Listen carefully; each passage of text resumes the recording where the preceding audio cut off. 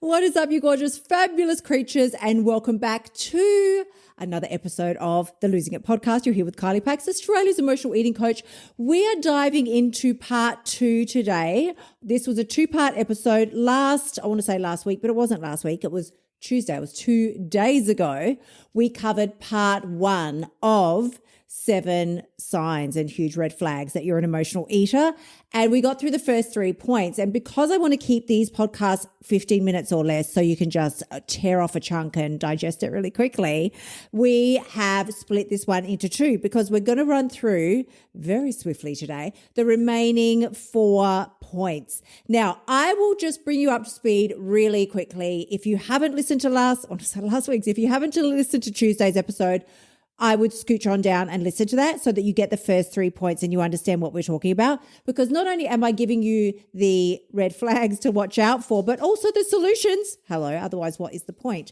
So what we did was we covered the first 3, which were you would generally have a really long laundry list, I said, of foods that are, food rules, like I can eat this and I can't eat that, or I can't eat this after 7 p.m, or I can only eat certain amounts of this food, otherwise it's going to turn into glog in my stomach and I'll wake up looking like a forest animal, right?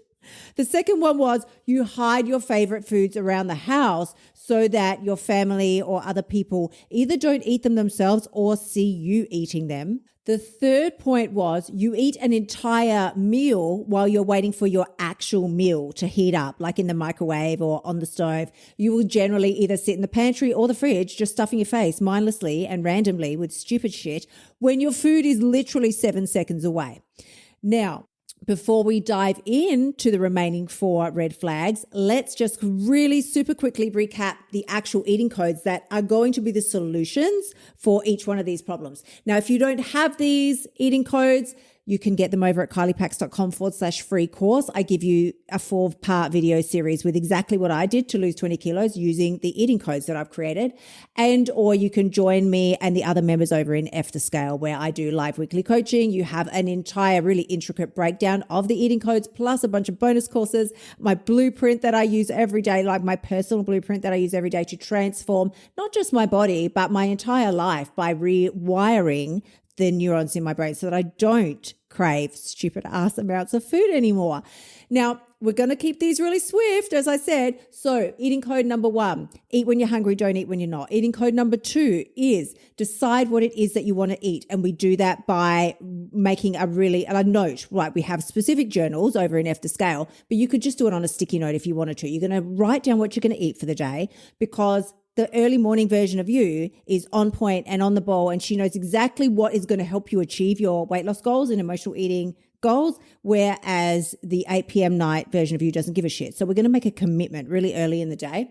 The third eating code is satisfied, not stuffed, which means you basically stop eating when you're 80% full. You don't finish eating when you're rolling around on the floor like a Christmas meal. The 4th eating code is not using food as a way to tune out of your life and your troubles and all those sorts of things. And the 5th eating code, which is really probably my favorite child of all of them, is act like the person you want to become. Now, I'll expand on these as we go through the remaining 4 points today. But the 4th point, so carrying on from last podcast, the 4th point was that you stress, or 4th red flag, you stress over food choices and pretty much overthink everything that you eat. I remember having a client really early on years ago, and she'd just heard about the eating codes, and I just explained them to her for the first time. So now she had a new conundrum. She was like, well, I want to eat this, but I want to eat these, I think she wanted to eat like barbecue shapes, which are probably similar to goldfish in the US. Like she wanted to eat this, but she wanted to eat that, but maybe I should have something healthy, and I don't know. And in the end, she ended up binging because she was just so freaked out and confused by the food choices that she should make. Now, we do these as all the time. We feel like we know what we quote unquote should eat, but we feel bad about eating that. Like, well, I want to have the bowl of pasta. It can be something really benign. Like I want to have the pasta. It doesn't have to be, I want to have the deep fried burger. I want to have the pasta, but they say, whoever they are, we don't know who they are, but they literally run our lives. They say that carbs are bad. Like carbs are literally Satan himself. So I can't have the pasta. And now I'm really confused. Like I really want the pasta and I feel like my body wants the pasta and I haven't had pasta for 15 years and I would really enjoy the pasta, but I can't have that. So, okay, maybe I should have the risotto. Oops, no, still carbs. Can't have that. I'll just have a sandwich. Oh, no, bread. Bread is the devil. Can't have that. And you start freaking the fuck out. So in the end, you end up just being so confused and so overwhelmed. You eat all of it in one sitting just to shut down the noise in your head.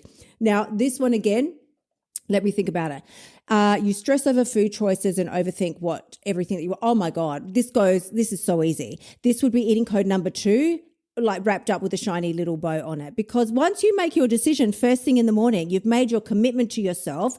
I'm going to eat this for breakfast, lunch, dinner. I'm going to have these for my snacks. This is what I'm going to have. And it can be, like I said in the previous podcast, it can be quote unquote junk food. You're not sitting there eating apples down to their core all day long. That's not how we roll in F to Scale. Absolutely not. So you can have, I'm going to plan for chocolate and also one of my favorite cookies. I'm also going to plan for a small bowl of ice cream after dinner.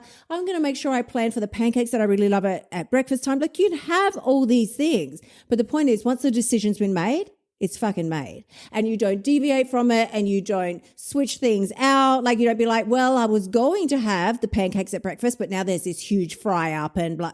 No, you stick to what you have agreed to stick to. And you do it by telling yourself, listen, if I really, really, really want the fry up, I'll plan for it tomorrow. It's literally not a big deal. It's not like you can't have it. You can have it. You'll just have it tomorrow. That would be the perfect solve for the 4th red flag. Now, number 5, red flag, totally huge red flag that you're an emotional eater. You get embarrassed to eat in front of other people and/or in public. This usually happens because we're pretty much always carrying some extra weight and we feel like we're being judged. What are people going to think? What are people going to say? I would have to say for this one, first of all, I would say it's twofold. You would use eating code number 3, which is eating to satisfied and not stuffed. If you're sitting out there in front of anybody and you do feel self-conscious about your body and you're stuffing your face with food, that's not going to help your self-concept or your self-image. So I forget about what other fucking people are thinking. We don't give a shit about that. I'm talking about self, you and yourself.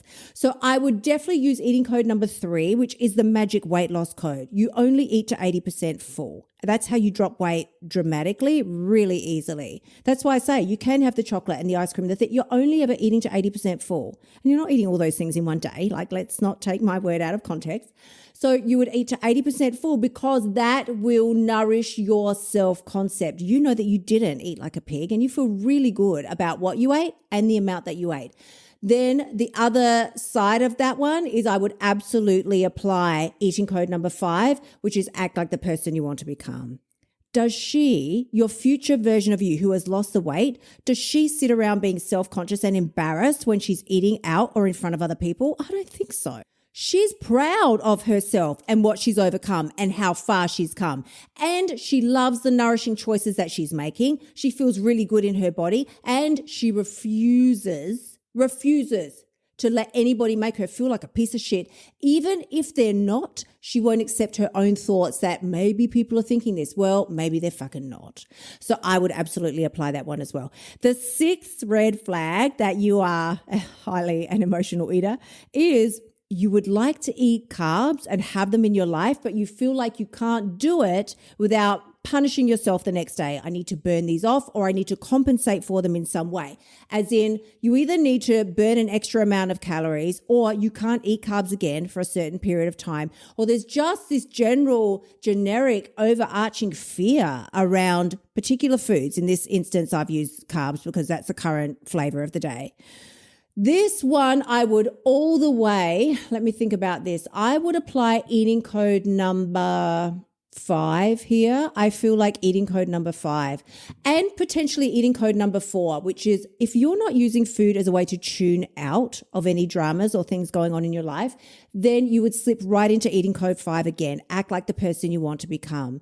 That future version of you because this is the thing that I often will, talk about with clients in our initial stages. They're like, well, I did shakes at one time and that did help me lose weight. It's like, well, you can do the shakes again. But understand that the way you lose the weight is the way you're going to need to keep it off. So if you lose weight, replacing your meals with shakes, you're going to need to continue to do that forever, amen, in order to keep the weight off. So if your future version of you isn't having 2 shakes a day and 1 small salad at night, then why the fuck would you want to behave that way now or make choices that would initiate those sorts of behaviors? You want to be the version of you that can happily and healthily integrate all the different food groups into her diet without feeling like a piece of shit, or worse, just terrified that we're going to gain weight the next day. So you start doing that by, yes, getting very familiar. If you haven't taken the blueprint course yet inside of my F the Scale membership, that is the one that you need to recalibrate your self-concept and your self-image and set out because that all sounds very, sounds a bit woo-woo almost. But what the blueprint does is give you specific and measurable steps to take each day so that you do reach your future self without the stress, without the worry, without, worrying about the scale all the time. And that's something that I left off the list. Oh my God. That should be point number 8, 9, and 10 is you have scale drama, bathroom scale drama, but we can talk about that one another time. I will now quickly zip into, because we're running out of time, the 7th red flag. Now, if this is you are for sure an emotional eater. You hide food wrappers from the family and other people before they get a chance to discover them because you're ashamed of what you're eating. And this would most commonly look like you stopping at the drive-thru on the way home for dinner, eating a meal, and then disposing of the wrappers in the bin before you go inside and have the actual meal with the family.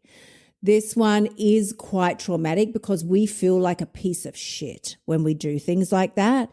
And we are usually doing it because maybe we're just bored, maybe we've had a bad day, maybe we're just having a craving, like anything could be going on. The why is not necessarily the problem. It's the what that we want to address here. Those particular behaviors, again, yes, they can be addressed through eating code number 5, but eating code number 1 here is going to be the key. Eating code number 1 is eat when you're hungry and don't eat when you're not. If you are hungry and you want to have McDonald's drive-thru before you get home, by all means, do that. Plan for it, as we discussed, but do that.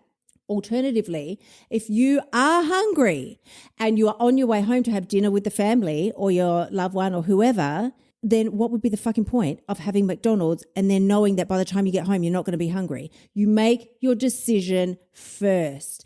As I said, you just tell yourself, if you really want to have the McDonald's, but you know that you've already got a beautiful dinner plan with the family, tell yourself you can plan for the McDonald's tomorrow if you really still want it. I'm going to have to keep this short because I want these episodes under 15 minutes. Honey, we're doing 15-minute bite-sized chunks. So if you have any questions around this, you want to know more, how can you implement the eating codes into your life? How can you get the most effective results in the shortest amount of time? Please send me a DM over on Insta or come join me over in F the Scale, kyliepax.com/F the Scale. Again, if you have never heard of me before and you've just found this podcast and you want to know, well, does she have any free shit that I can start with? Of course, sis, of course. kyliepax.com/free course gives you all of the eating codes broken down into 4 videos that you can assimilate easily and implement to start losing weight today.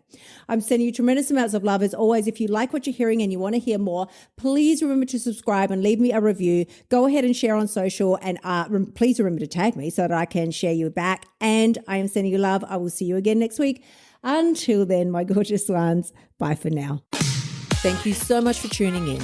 Remember to shimmy your butt over to kyliepax.com and sign up for one of my programs so you can start losing your weight now. You'll also find helpful notes and resources in my past podcasts that will help you lose the weight without all the BS drama. I will see you next week.